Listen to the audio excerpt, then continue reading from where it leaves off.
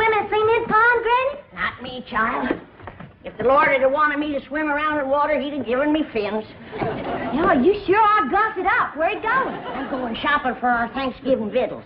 I hear your beau's coming to eat with us. I ain't got no beau. Your pa says so. Mr. Drysdale's stepson. You know, the one they call Sonny. Shucks, I ain't never even seen him. The way your pa tells it, he's coming to court you and spark you. What does that mean?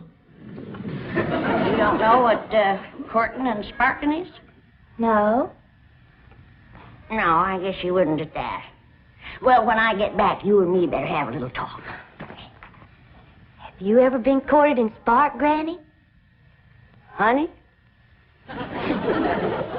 When I was a girl back in Tennessee, I set so many boys' hearts on fire that they took to calling that neck of the woods the Smoky Mountain. Well, see you later.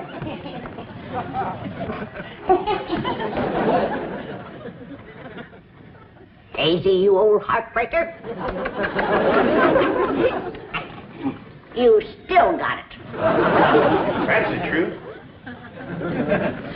Who you stepping out with? Ain't stepping out with nobody. I'm going to the supermarket. What's a supermarket? I don't know. I reckon it's kind of like a general store. But that's where you have to go to buy your victuals out here. And there's some things I need for that Thanksgiving spread. Oh, say, speaking of Thanksgiving, we can use the big fancy eating table. I just finished notching the last pot passer. Think they'll reach? Well, I don't know. Let's give it a try. Jethro! Yeah, Granny? You all set to get took to the supermarket? No, not yet. Fetch me a pot to the fancy eating room. Yes, sir.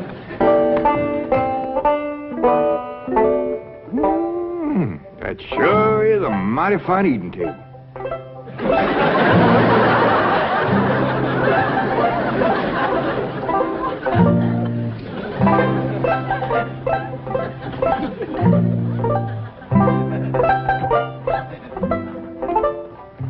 Jethro's fetching a pot. Granny, you gotta admit, folks built this table sure knowed what they was doing.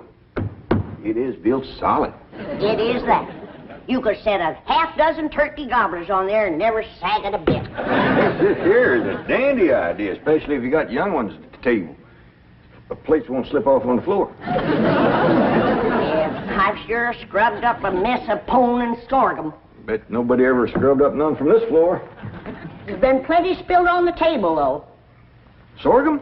Something sticky. I can't get that green tablecloth off there. Save me. Stuck on me? I can't imagine anybody to lay a clean tablecloth on a sticky table. Yeah, Granny, I reckon all women ain't as spick and span as you are when it comes to keeping house. Here you are, Granny. Set it in the middle of the table so we'll see if these pot passers reach.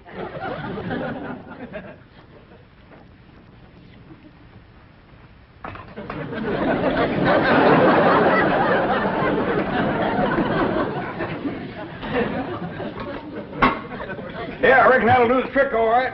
Jed, maybe you better whittle some sharp points on a few of them, and then we can spear the meat and pass it. Good idea, Granny. I'll do that.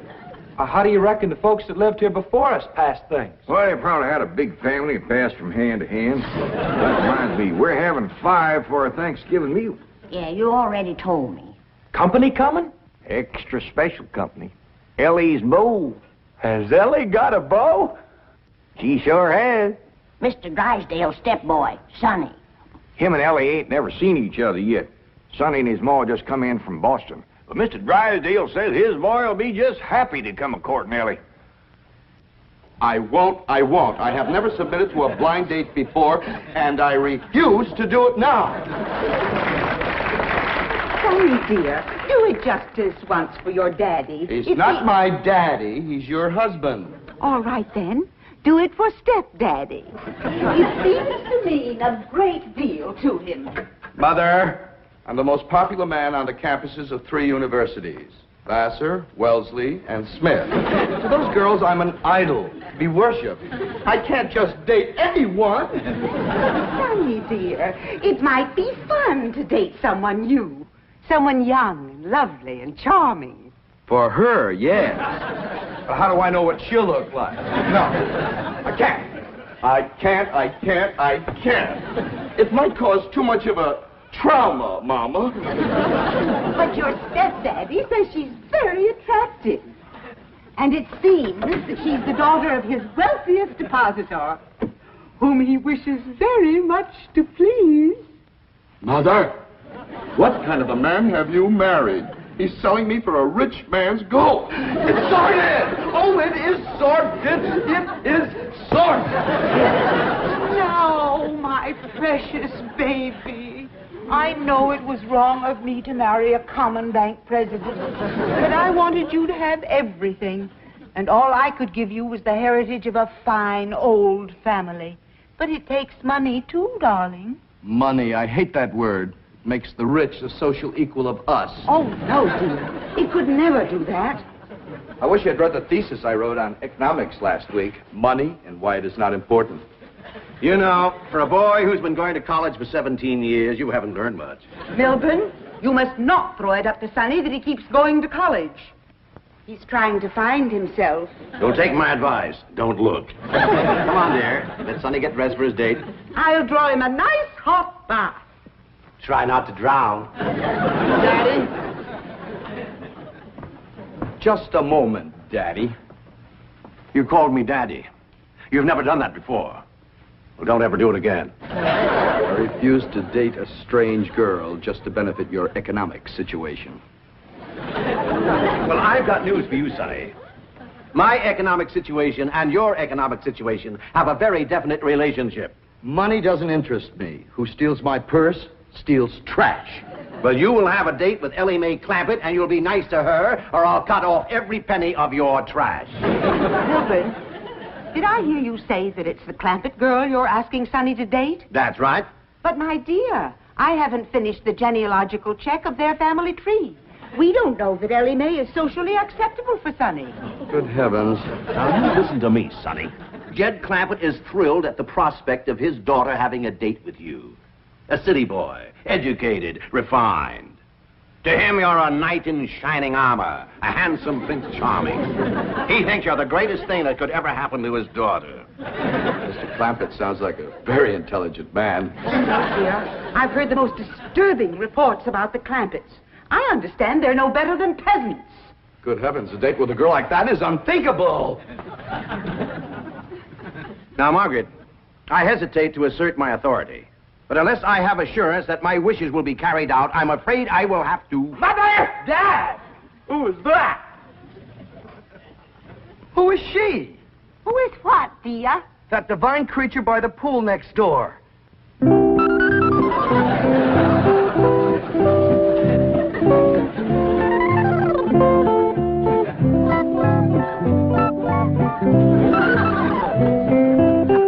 That's the Clampett girl, Elly May.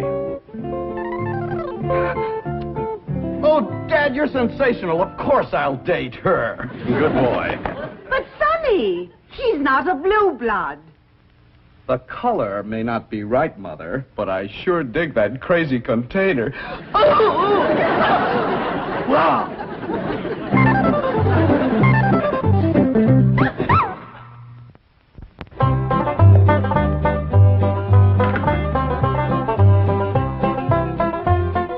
Granny, you wearing perfume? Pure vanilla extract.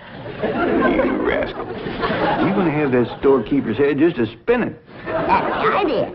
Just because I got plenty of money don't mean I have to spend it all.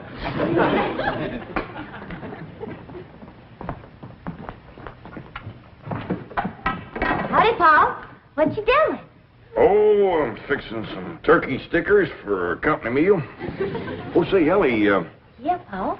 is there anything you don't know about the birds and the bees? No. How come you to ask? Well, I reckon these what Sonny Drysdale's been studying at school. Either that or he's partial to them. How'd you know? Well, when I mentioned to Miss Hathaway that you was going to be keeping company with Sonny Drysdale, she says, Mr. Clampett, she says, you better have a talk with your daughter about the birds and the bees. Shucks, I know all about the little critter. That's why I figured you being raised in the woods and all. But I didn't let on Miss Hathaway. I know she's just trying to be helpful. Granny says she's going to have a talk with me about courting and sparking. She is. Well, I'm glad of that, Ellie. I was kind of wondering who was going to do that. Paul, why don't you tell me about courting and sparking? Well, Ellie, that's something that a girl's ma usually tells her about. Well, I ain't got no ma, so why don't you tell me? Well, Granny will do it when she comes back. Well, what if she don't get back before Sonny Drysdale comes? Then I won't know how to court and spark him. Well, you ain't supposed to court and spark him. That's what a feller does to a girl. How? What does he do?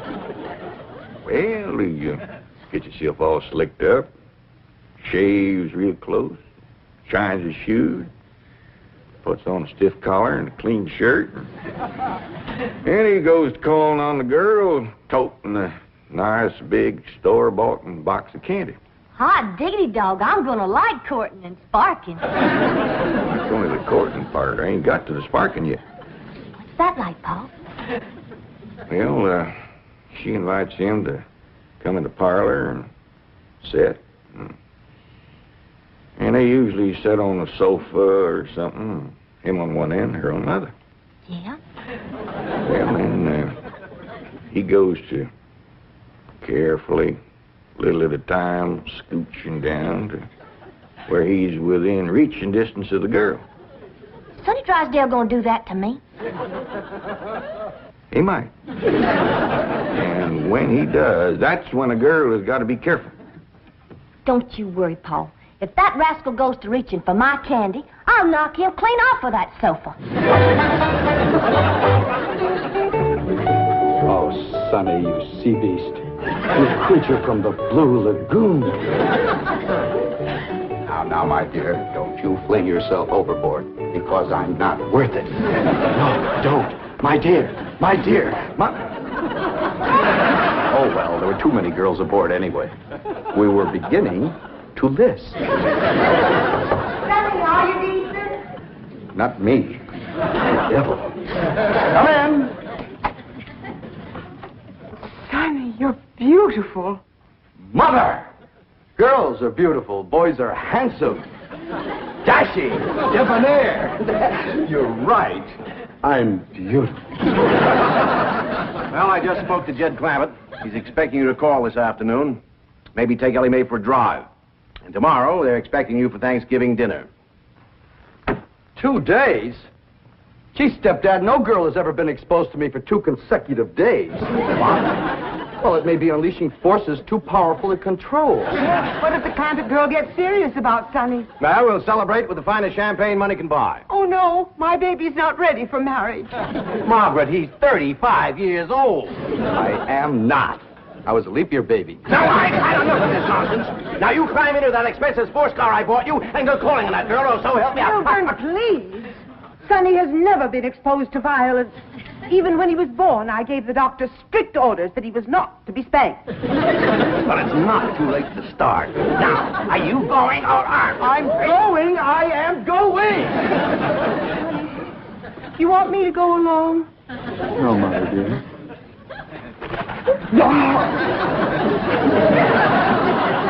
For meat, Mr. Sonny? Why, no trouble at all. Hey, there, whack off as much as you want. Jed, he's back from the supermarket. What darnation is that? That is what you call a shopping cart. There's a sign down at the supermarket that says take one. So Granny did. But there's Indian givers. They wanted me to give it back when we were leaving. She didn't do it. Did you, Granny? You're darn tootin'. Oh, they sweet as honey when you first come in. But they give you a heap of trouble when you start to leave. What kind of trouble, Granny? Well, first you stand in a line with a kind of a gate. And at that gate there's a woman. She looks at what you've got. Then she starts to push a lot of little knobs. And bells start to ring. And a drawer pops open with a lot of money in it. Doggy. Then she tells you how much money to give her. She says to me, that'll be $28.25. And I says, now you make up your mind. Is it 28 or is it 25? And she says to me, that's 28.25. Well, I seen I wasn't getting no place with her. So I give her the benefit of the doubt and I plunked down 28. A quarter and 3 pennies. I reckon that pleased her. You'd have thought so, but not her. As I started through the gate, she says, "Hold on, madam, you're short." I said, "Maybe so, but I'm big enough to take you on." Granny was getting right mad. Well, you got mad too, Jed. And you get after Elly about running around in boys' pants. You should see those women in that supermarket. Was wearing boys' pants, was he? Some of them were in their underpants. Actually, I wanted to get Jethro out of there. Actually. And I did, too. By dingy, they didn't stop us. Good for you, Granny.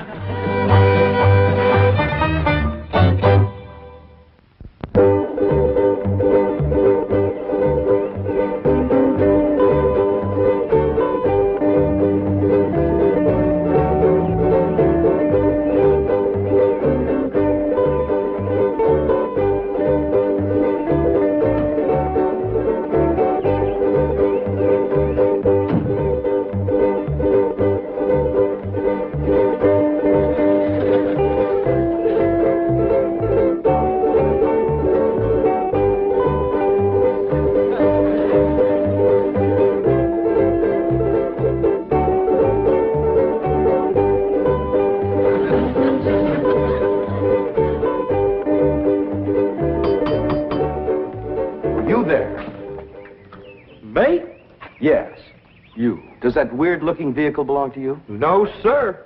Can you move it? I reckon so. Please do.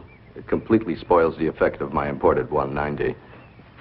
What should I do with it? Oh, I don't care. Just get it out of sight. Hide it somewhere. Yes, sir. Sonny Drysdale to see Miss Clampett. Oh, come in, come in.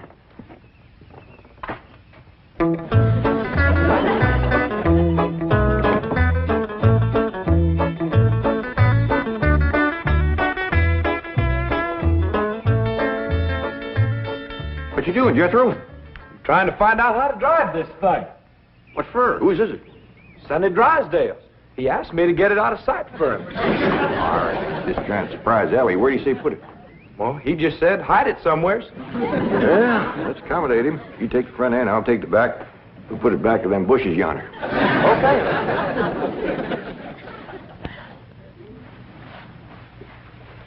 Is he toting a box of candy, Granny? He sure is, honey. All tied up with ribbon. Oh, Elly. Child, you are just beautiful. Shall I sprinkle some vanilla extract on you? Becca? No, I better not. Sometimes that drives them wild. I didn't get to talk to you about courting and sparking. Oh, that's all right, Granny. Pa told me. Oh, all right, now you follow me. Don't be nervous.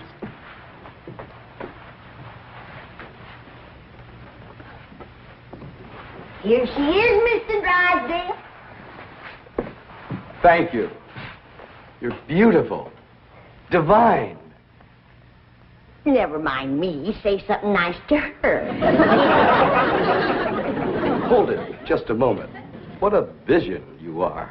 What a picture you make. From your golden hair down to your... It's that for me? Yes, it is. Bet y'all can guess what it is. Try. It's something sweet. Exquisitely sweet. Something yummy. The yummiest. Something all girls like. You guessed it, it's me. You can sleep with it under your pillow. You want to come into the parlor? What are we going to do in there? Talk about the birds and the bees. Well, Scooby Doo. You peasant girls don't beat around the bush. Miss Clampett, my lips long to taste your lovely hand. Hey,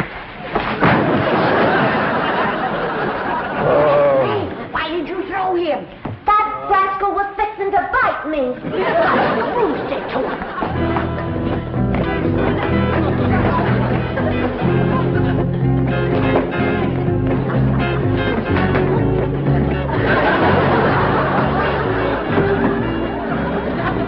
My car, where is it?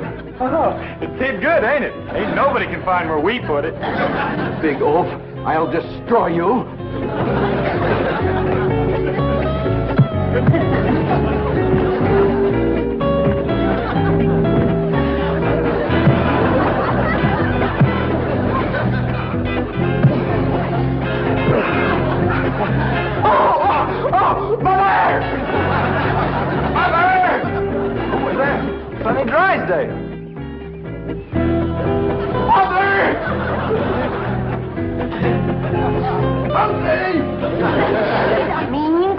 Jed. Yeah, Pa, he bites. I did him a favor, and he commenced to hitting me. I claim us Clampetts have been insulted by the Drysdales. Let's go feud 'em. Oh, now. Why, we could whoop 'em with one hand tied behind us. We ain't got no cause to whoop 'em, Granny. No cause. Why, just yesterday I went over there to the Drysdales to borrow a cup of possum fat. And that butler fella that lives over there, he says to me, you wouldn't pull my leg, would you? And I said, well, one good turn deserves another. Stick it up here and I'll give it a yank. And do you know that he slammed the door right in my face? Let's go. Now, hold on. Now, we're all going to calm down. We'll go next door, talk to Mr. Drysdale. We'll straighten this whole thing out. Come on. There. Mother's baby is going to be all right. Was it just a dreadful experience, darling? Dreadful. Margaret! Sonny! The Clampetts are here. They followed me.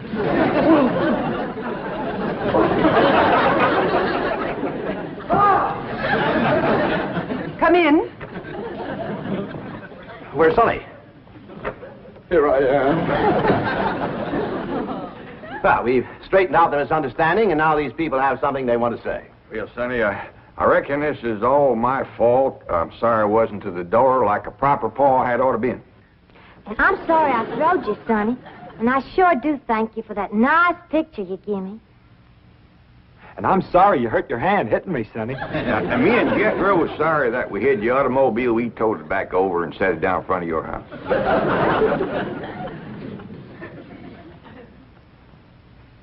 Well, I can't think of nothing I'm sorry for. But we sure would be proud to have you all come and take Thanksgiving victuals with us. Sonny and I wouldn't think Of passing up an invitation like that, Sonny. We'll be there, all of us. Let us say grace. We sure have got a lot to be thankful for, Lord.